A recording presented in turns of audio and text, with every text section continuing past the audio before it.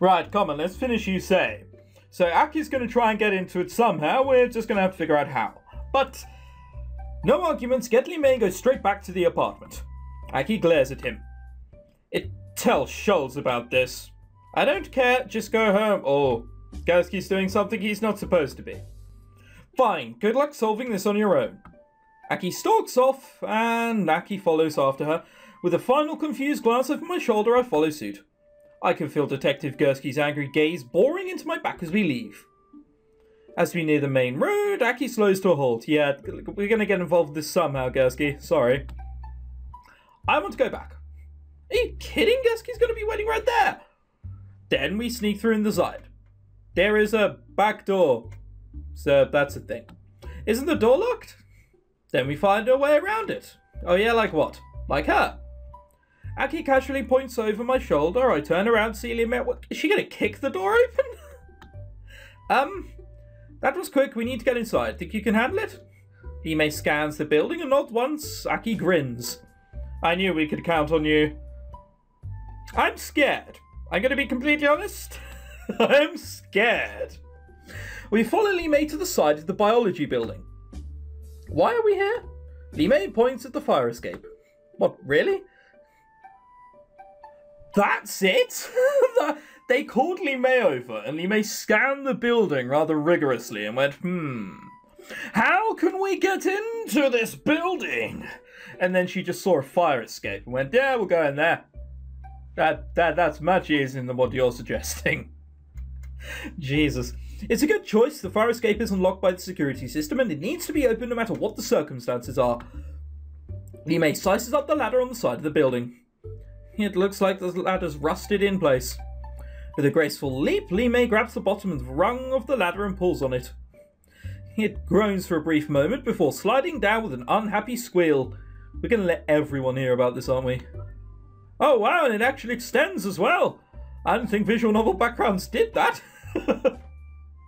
Normal ones would just stay there. Whoa! Limei climbs the ladder swiftly and pauses in front of the door. But it's still got a lock of some sort, doesn't it? Sure, there's a manual one, but it shouldn't be a problem. We sound awful already. Well, there is a lock, but it shouldn't present a problem. If you know what I mean. Really? Limei curls her fingers into the space between the door and the frame and gives the door a sharp tug.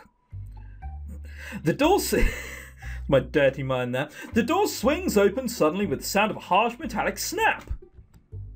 Is that something you guys aren't telling me? Probably. Aki nods at Limei. No, probably isn't an answer. I want to know. You can't just go, yeah, probably. YOLO, etc. See you at the back door. Limei nods and slips into the building silently. What just happened? She opened the door. Obviously. Let's go. Brilliant. I follow Aki and Aki to the lab's back door. Aki glances around quickly before effecting a casual pose. A pose? A pose, even? She turns to me and frowns. Don't look so suspicious. We're kind of breaking in after Gursky told us not to. Someone should really keep an eye out and just run like bulls if they see him. He's our handler, not our boss. Besides, aren't you even a little bit curious about what the secrecy has been about?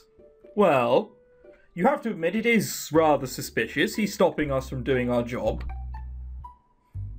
I wonder if we stumbled onto something we're not supposed to. Like, maybe that ID page meant something completely different than what we thought it did, or there's code on there, or something. I wonder if Gursky was actually just looking for a way to throw us out. I'll soon find out. I don't want to admit he's right, but Gursky's attitude during this case has me on edge too. The door swings open and Limei pokes her head out. Good work! Aki grabs the door handle and swings it open with a flourish. Alright, let's move fast. Oh, fine. You can open the door with a flourish, but as soon as we have to get in, then we move fast. Typical. It won't take long for Miko to notice we're here. The four of us hurry to the lab and Aki grabs the laptop sticking them on the counter. Bingo, she's still logged in. Isn't that a security risk? There are so many logs on the outside, sometimes people get complacent about locking up what's inside. She grins. Especially if I distract them on the way out. You're planning to look at these files all this time? I didn't know if I'd get the chance, but I figured it couldn't hurt anyone to prepare for the option. Sighs. Like, everyone kind of saw that coming, didn't they? Sometimes you scare me. You don't scare me, but okay, I know. Aki scrolls through the files quickly, looking for something that might catch her eye. Has Aki tried to manipulate my mind yet? It's all kind of scary reason. See anything? Wait, there! What? I point her to one of the folders. That one's called Dragon's Blood. It's the only old project listed under Johansen's name. Aki double-clicks on the folder and a list of files flashes onto the screen. She looks perplexed. I'm not sure I like her looking perplexed. The four of us crowd around the computer as Aki opens the first file. A project designed to unlock latent potential. That's what Dr. Johansen was talking about. Looks like it was more than a hypothesis. He didn't tell Jupiter the whole story. He's got dated records of the Dragon Emperor of China granting psychic abilities to others as a reward. As a reward? What? Did they just stand there and go, well, you can either fly, swim 5 ever, or gain mind control? A few of them were just like, nah, I'd like the constant taste of chips on my tongue, please. That'd be an amazing power. I want that now. I'd just get very fat.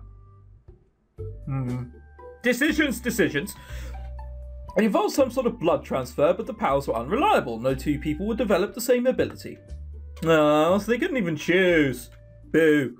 If they still had his blood today, imagine what they could do with it. I think that's exactly what they were aiming for. Naki's eyes dart back and forth across the screen. They were trying to replicate Dragon's Blood? I've seen these before. Where? The card that Dave took from Mr. Orton's house had the same formulas, although Mr. Orton had more on his. But that proves this was Orton's project. We found it. Well, we're about like 5 hours too late. But, you know, we found it eventually. It was more than talk. They actually tried to do it. Did they ever manage to create this Dragon's Blood? I love like the climax of the story and then there's still this cheerful music in the background. Oh dear. Did they ever manage to create Dragon's Blood? Doesn't look like it, but is a very bad word. Don't go say that. Naki catches his breath and his hand falls limp. What's wrong? They were looking into alternative solutions. Namely, altering people to produce children with Dragon's Blood. Synthetic didn't work, so they looked for a way to make it naturally. The first study was a failure. Of the 20 men they worked with, none had children who exhibited any trace of Dragon Blood. Most of them passed away years later, all from causes eventually linked to the study. I was about to say, well, you know, all's fair if they survived, but they didn't. Oh god. But in those years they tried again, with women. Naki swallows and shakes his head. The women they experimented on lost their ability to bear children completely. How did you know? Marissa was researching it when we met. She said one of the women... Well, we found what we need. Just run. Run. Oh my god, just run. Naki, slightly surprised. Aki, don't give a shit, lol. Oh, dear. What are you doing in here? Detective Gursky stands in the doorway. I can't tell if he's angry or scared. Well, if you've had to say it, he's probably scared. He strides across the room and reaches for Aki's shoulder. I told you that you're off the case. Aki pulls away from him. But we found Johansen's old research. This could be the key we need to find the killer. It's not important anymore, Naki. Close the computer and leave now. Detective Gursky's voice is laced with anger. He's definitely not in the mood to debate, but Naki sits frozen at the computer. Naki's voice is barely a whisper. He breathes in slowly and his chest shudders. Chi Mizutani. Who is that? I can have a guess, but let's go on. Aki spins around to face her brother. Mum? Yeah, I thought so. Naki bows his head and buries his face in his hand. Well, that'd be why he took you off the case. Aki rushes to the computer and her gaze darts across the screen. One success, subject Chi Mizutani died during childbirth but left 2 children. Both exhibit potential for Dragon's Blood. Aki's face hardens and her eyes turn dark. Success? Her voice shakes and I see her slowly clench and unclench her fists. Aki's eyes meet his. And I see a sudden light of recognition. You knew! I'm sorry, you knew! Mikolaj looks away from her and nods once. I knew. How? I stumbled on the report in a place I wasn't supposed to be. He doesn't bother to suppress a bitter smile. You and I are both much too eager to learn things we're not supposed to know. Aki doesn't respond. After that, I was assigned to Edgewater, to your case. I'm the only one who knows what you two are. And what exactly are we? Children unfairly robbed of a parent, adults thrust into a world without a lifeline. Human beings. Aki doesn't make any effort to hide the bitterness in her voice. Why didn't you tell us? I wasn't allowed to. They would have taken me away if I did. I didn't... Gusky stops and runs his fingers through his hair as he searches for the right words. I didn't like the thought of someone else watching you. We still deserve to know. We could have kept it a secret. Why didn't you trust us? Because... I don't know. You had no right. I had no choice. No. Naki stands and faces Detective Gursky. His eyes are hardened. You had a choice and you chose not to. Did you think you were protecting us? Did you think we'd feel better spending life thinking our mother died because of us? But she didn't! He hurt us. Naki lets out a scream and his face twists up in a mixture of fury and guilt. He hurt us and we thought we deserved it. His body shakes and he takes a deep breath to steady his voice. I did nothing because I thought I deserved it. Aki exhales slowly and looks Gursky in the eye. Leave. I can't let you stay here. Gursky takes a step towards Aki, but Li Mei intercepts. No.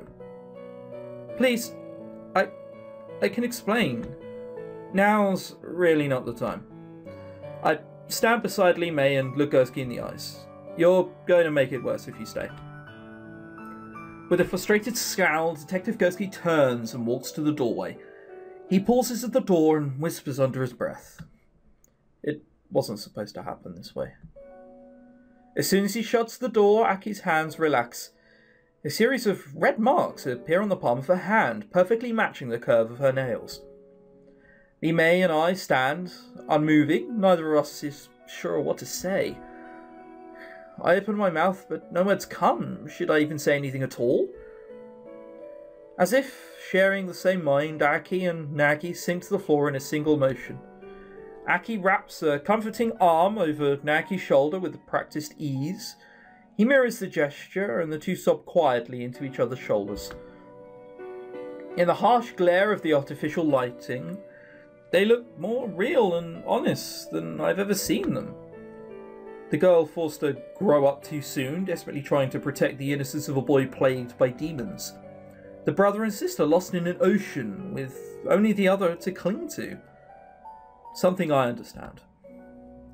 I kneel beside them and place a hand on each of their shoulders. Li Mei joins me and touches each of them gently on the back. You're not alone anymore. Neither responds, but they don't have to. We all understand. The four of us stay on the cold floor, silent but together. Broken, but not alone.